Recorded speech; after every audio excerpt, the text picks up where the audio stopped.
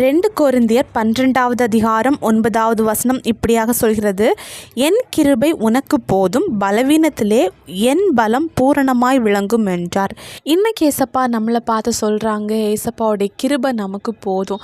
அது எப்படிப்பட்ட பலவீனமாக இருந்தாலும் சரி, அதன் மத்தியில் ஏசப்பாவுடைய கிருபை நம்மளை தாங்கும்.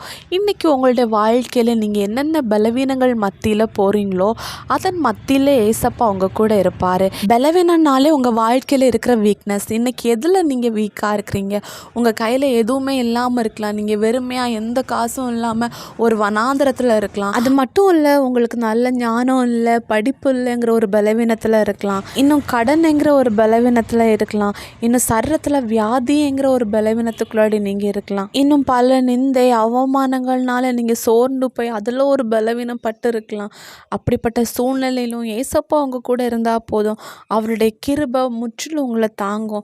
எப்படிப்பட்ட பலவீனமாக இருந்தாலும் சரி, அந்த பலவீனத்தில் அவருடைய பலம் உங்களுக்கு பூரணமாக விளங்கும். நீங்கள் சோர்ந்து போகாதீங்க, உங்கள் சூழ்நிலைகளை பார்த்து நீங்கள் கலங்காதீங்க. ஏசப்பாவை உங்கள் கூட வச்சுக்கோங்க. ஏசப்பாவுடைய கிருபை உங்களை முழுவதும் தாங்கும். ஏசப்பா உங்கள் கூட இருக்கும்போது உங்கள் வாழ்க்கையில் எந்த இடத்துல நீங்கள் ஒரு ஸ்ட்ரென்த் இல்லாமல் ஒரு வீக்காக இருக்கிறீங்களோ அந்த இடத்துல எல்லாம் ஆண்டவர் உங்களுக்கு ஒரு ஸ்ட்ரென்த்தை தந்து அவர் உங்களை பலப்படுத்துவார். ஆண்டவரை விசுவாசிங்க, அற்புதங்கள் எதிர்பாருங்க. இயேசு கிறிஸ்துவின் நாமத்தில் ஆமென்.